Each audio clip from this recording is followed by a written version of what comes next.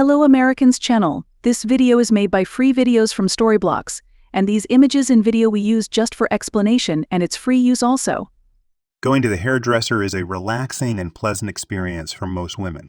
It's when you freshen up your look and become a better version of yourself. But for this young woman, a little trip to her local salon did not turn out that great.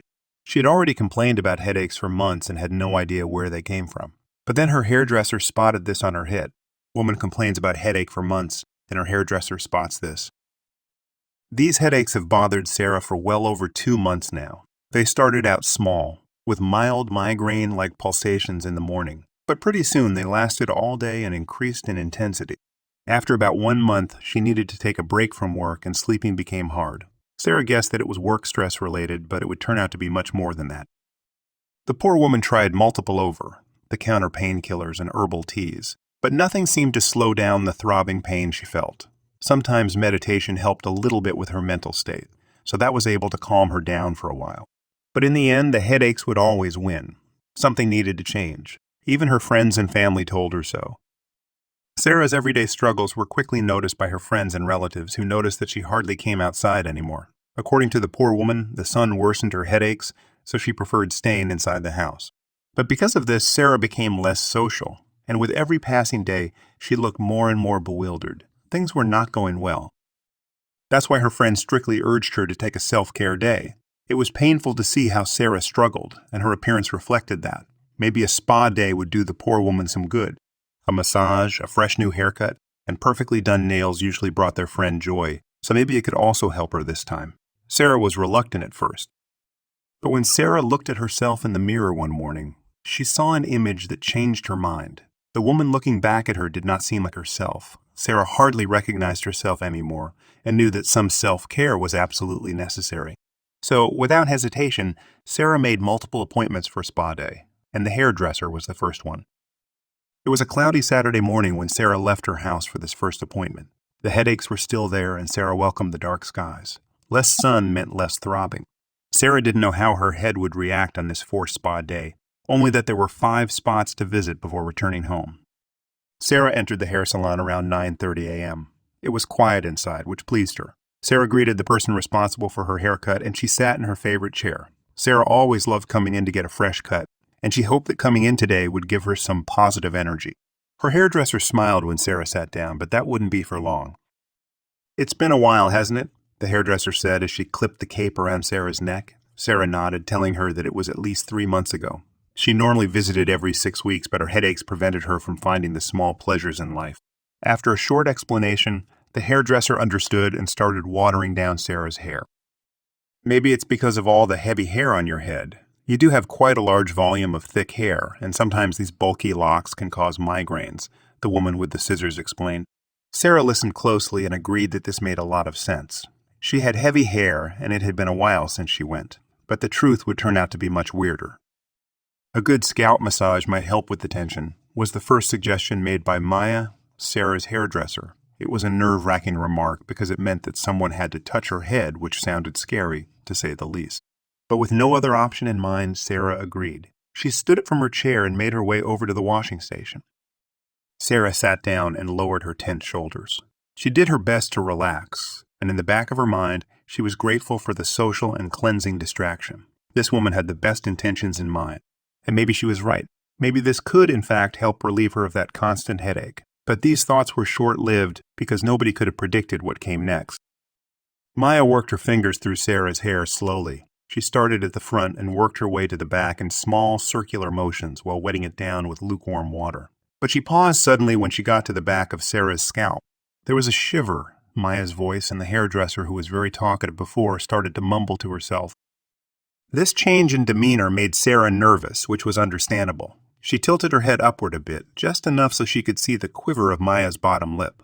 "What is it?" "Why did you stop?" Sarah asked the confused-looking hairdressers. Maya mumbled a bit more, but then said the following. There was something here." Maya stared and sounded slightly puzzled. "Something there?" "What?" "What do you mean? What is it?" Sarah asked nervously. But Maya did not respond to these questions. She didn't speak a single word, but her fingers slowly started to part Sarah's hair on the back of her head. She moved her head closer to the source of her strange discovery and hummed while she did it. "What is that?"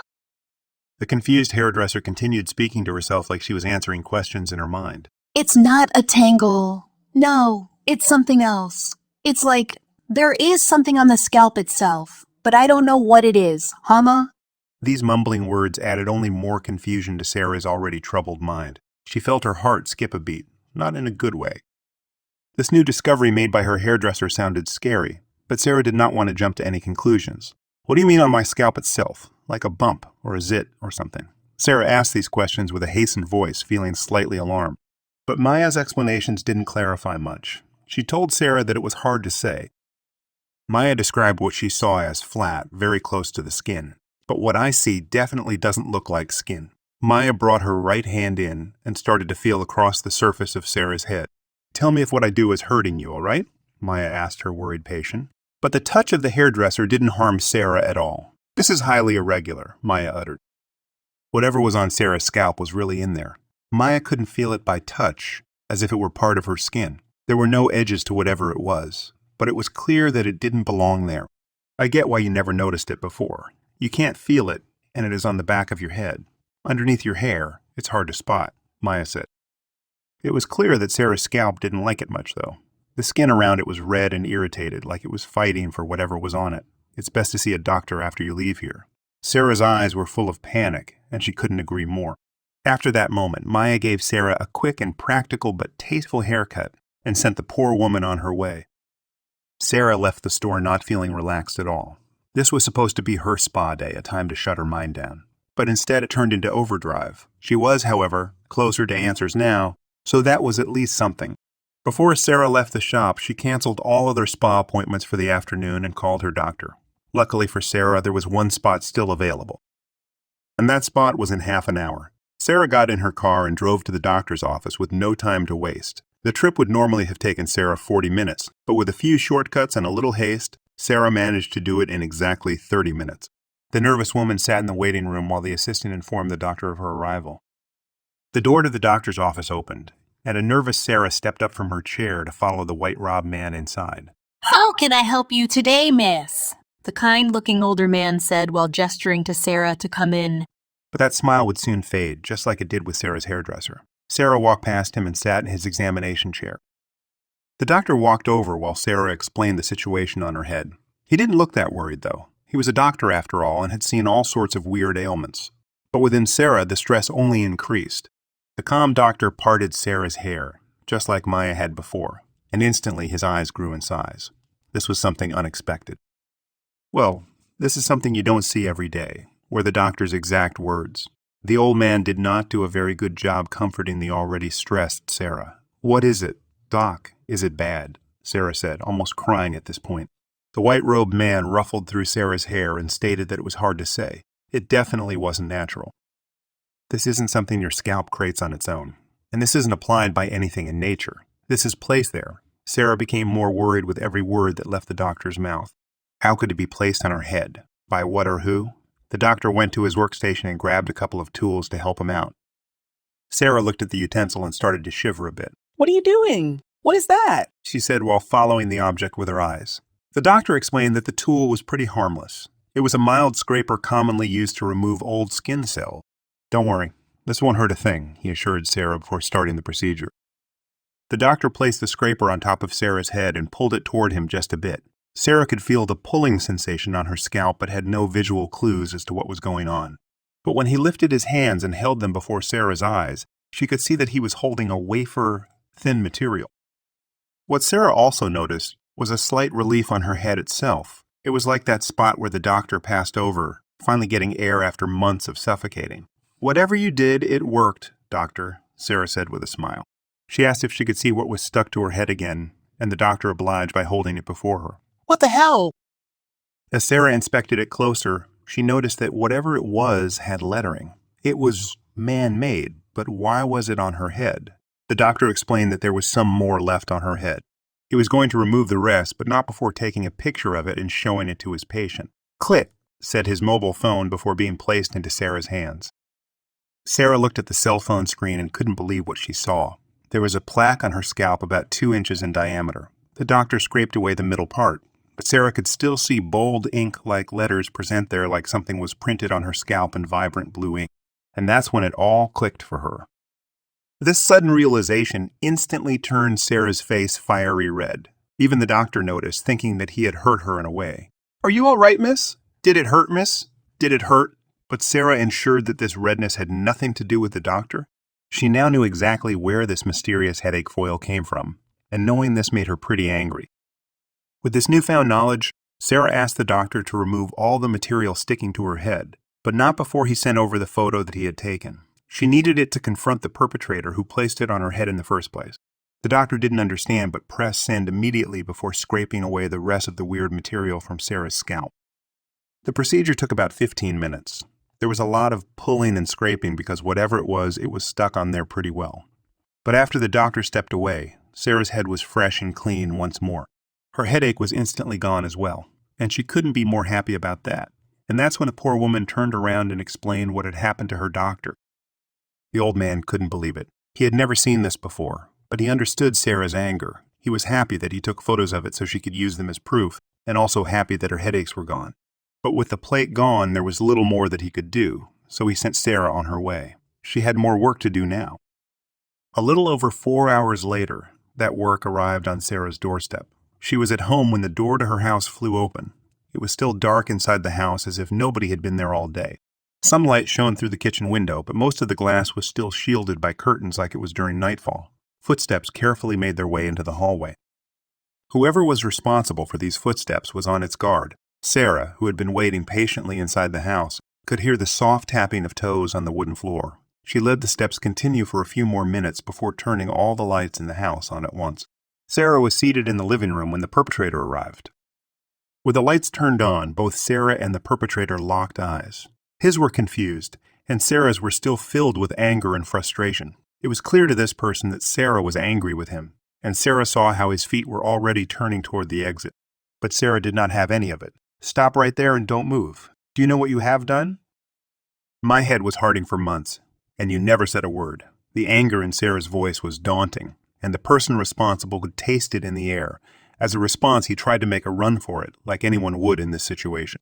But to his regret, he did not get very far. Sarah was quick and managed to grab him by the arm just in time. "You're not going anywhere, son." Sarah looked down and stared into the fear-filled eyes of her 8-year-old son. She saw the guilt that lived in his mind. It was clearly readable in his expression. There was no denying it. Her son had done this to her and kept quiet about it all this time. And this wasn't just a speculation. She even got confirmation from her doctor to prove it. Sarah's doctor was confused at first, too. He didn't understand what was attached to Sarah's head. But when the angry mother explained her hypothesis to the white-robed man, he confirmed that 100 must have been the reason for her headaches. As her son struggled to free himself from his mother's grip, Sarah used this time to pull a large sheet of paper from her back pocket. She waved the paper in front of her son's face and asked him to think back to when all of this occurred 2 months ago. Of course, it wasn't a necessary task because she already knew what her son, Mitch, had done. But she wanted to hear it from his mouth. She wanted to make him understand. And Mitch also instantly knew what his mother was referring to. 2 months ago, Mitch came home from school with a large piece of paper, the one Sarah was now dangling in front of his face. It was a large sheet filled with temporary tattoos, the kind you dab with some water and after lifting the paper, the temporary tattoo is left behind on your skin. His friends at school were also wearing them, and Mitch was very excited. He wanted to join his friends in this cool new trend. Sarah, who still smiled back then, even agreed to help her son in becoming a badass tattoo kid. She dampened his arm and rubbed some water over the sheet before revealing the cool designs on Mitch's arm. Mitch was happy and couldn't show off his tattooed arms to his friends the following day at school. That should have been the end of it, but for Sarah it was, unfortunately, just the beginning. When Sarah was asleep that night, her son did something far from kind to her. The idea might have been innocent enough, but the execution would cause all the commotion during the last few months. Sarah looked into her son's eyes and asked Mitch to admit it. A tear rolled down Mitch's cheek, and he agreed to explain everything. When Sarah was asleep, he somehow felt the need to prank her. He woke around 1 o'clock at night and snuck up to his mother's bedroom. Sarah was already in a deep sleep, so she wouldn't notice a thing if he was quiet. Mitch snuck up to her bed with an already damp tattoo sheet, and then, with one swift motion, he parted his mom's hair and placed one of his tattoo decals on her head. His mom now had a head tattoo, which he found very funny. There was only one problem with this action. The tattoo was underneath Sarah's hair, so she never noticed it. And in her half-asleep state, she went in for a show the next day, and that's when it happened. According to Sarah's doctor, the strong shampoo Sarah used blended with the components in the decal for some reason, and this reaction made the temporary tattoo stick even further, making it far less temporary. It blended with Sarah's skin instantly, increasing its holding power and causing major headaches as a result. Apparently, your joke held on for 2 months, Sarah said. And since Sarah thought it was just a headache and hair covered the part that made the tattoo visible, she never thought it could be anything other than a migraine. I mean, why would I, who thinks that their kid tattooed their head in their sleep? Sarah said, almost laughing, while thinking about the stupidity of the situation. Mitch looked up at his mother and apologized on the spot. It was just a prank, and he wanted to tell her the next day. But when she got headaches because of it, he became too scared to confess. Sarah forgave her son instantly, of course. She just wanted him to admit and regret his actions, which he did. The mother and son hugged and kissed, but Mitch had to promise always to remain honest and never to tattoo her again.